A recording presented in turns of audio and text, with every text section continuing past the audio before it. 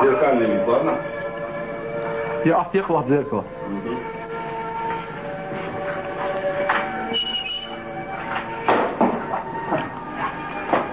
Да, Рафаэль.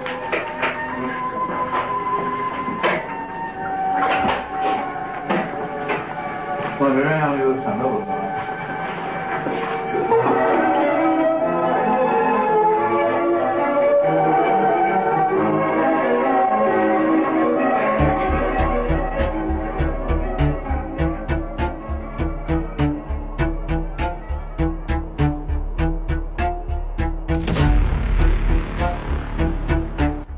Həkim, professional karateci, hərbiçi, xüsusi təyinatlı polis komandiri, Daxili İşlər Nazirinin müavini.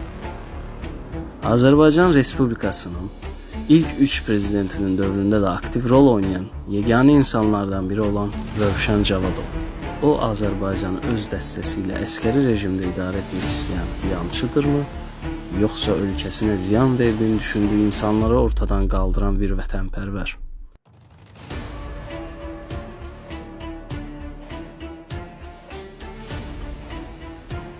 ...1951-ci ildə Laçında anadan olur. O, Bakıda tibb təhsilini aldıqdan sonra Əfqanistan müharibəsini könüllülük etmək istəyir. Lakin komünizmə qarşı olduğu üçün hökumət onun bu istəyini qəbul etmir. O, bundan sonra karate məşq yeri açaraq həyatına davam edir. Əslində həyatına bu yolla sakit bir şəkildə davam edə bilərdi. Lakin o, qardaşı Mahir Cavadovla birgə 1987-ci ildə Təkamül partiyasını quraraq siyasətə atılır. Mütəllibovun dövründə baş verən qanlı yanvar hadisələrində Sovet ordusuna qarşı qoymuş və Gəncəyə gedərək üsyan hərəkatı başlatmağı planlaşdırırdı. Onun təlimatı ilə qurucusu olduğu Təkamül partiyası hərbi birləşməyə çevrilir. Azərbaycan hökuməti bu hərbi birləşməyə xüsusi təyinatlı polis dəstəsi aldı, Cavadova isə polkovnik rütbəsi vermişdir. 1992-ci il fevralın 25-dən 26-sına keçən gecə erməni silahlıları Xocalı şəhərinə hücum edərək vəhşicəsinə soyqırım törədir. Bu hadisədən sonra xalqda prezident Ayaz Mütəllibova qarşı nifrət yaranır və cəbhəçilərin təzyiqi ilə Mütəllibov istifaya göndərilir. Siyasi fəaliyyət mən hələlik dayandırıram. Nəhayət 1992-ci ildə Elçibəy və Xalq Cəbhəsi hakimiyyətə gəlir. Elçibəyin dövründə Cavadov xüsusi təyinatlı polis dəstəsinin nəzarəti tam olaraq ələ keçirmiş və demək olar ki, onun vəzifəsi qeyri-məhdud idi. O, Daxili İşlər Nazirliyində böyük nüfusa sahib idi. Qarabağda separatçı hərəkata son qoymaq istəyən Elçibəy 12 ildə böyük əməliyyata hazırlaşırdı. Bu əməliyyatda ön cəbhədə Cavadov və onun dəstəsi var idi. 4 ildə Cavadovun dəstəsi Sürət Hüseynovun komandanlığındakı batalyonla birləşərək Ağdərəyə daxil olur. Hər şey yaxşıya doğru gedərkən Rus ordusunun ermənilərə köməyi ilə bu əməliyyat dayandırılmalı olur. Dövrün şayələrinə əsasən ermənilər Cavadovun başına küllü miqdarda pul qoymuşdu.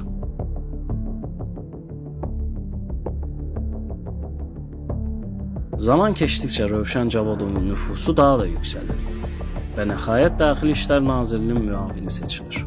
1993-cü ildə Sürət Hüseynovun Gəncədə qaldırdığı üsyan nəticəsində vətəndaş müharibəsinin qarşısını almaq üçün hakimiyyətdən gedən Elçibəyin yerinə Naxçıvandan Heydər Əliyev gəlir. Əliyev Bakıya gələrkən onu qarşılamaq və qorumaq üçün qurulan dəstədə Rövşən Cavadov da var idi.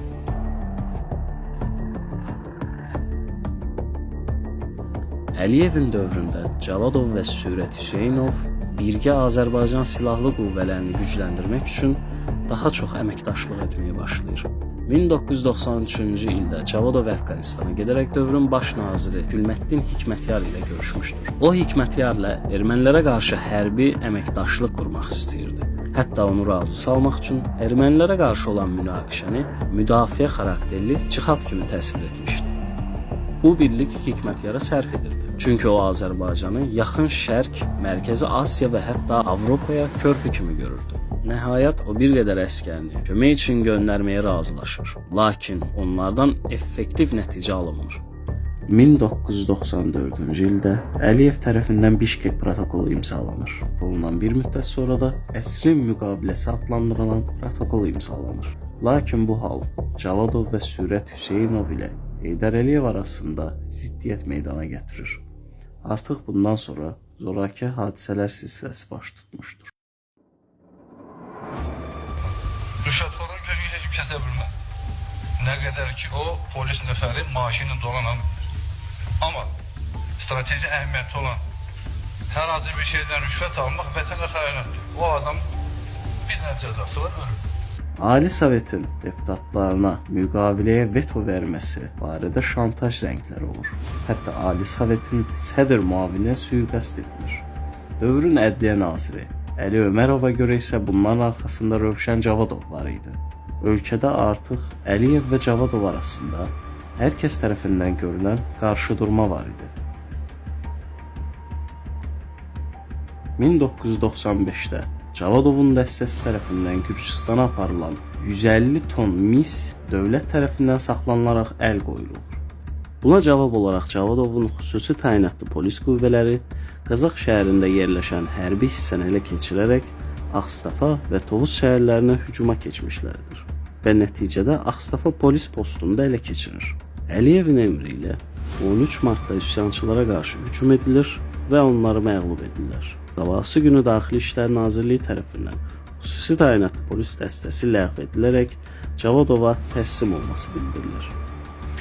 Lakin Cavadov və 500-ə yaxın döyüşçüsü təslim olmaqdan imtina edir. Burada oturan uşaqların hamısı 100 dəfə ölüm görür. Çoxu yaralıdır. Bunlar ona görə riskə gediblər ki, indi bunların üstünə vətən xəyanəti olsun. Təslimə tabe olmadığı üçün nəticədə 16 martda Heydər Əliyev tərəfindən Cavadovun qərargahına hücum əmri verilir.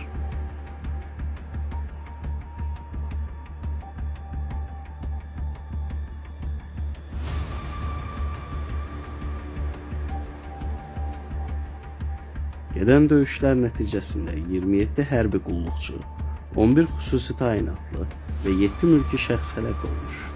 117 nəfər yaralanmışdır. Rövşən Cavadov isə atışmada ağır yaralanaraq xəstəxanaya aparılan zaman yolda qan itkisindən vəfat edir.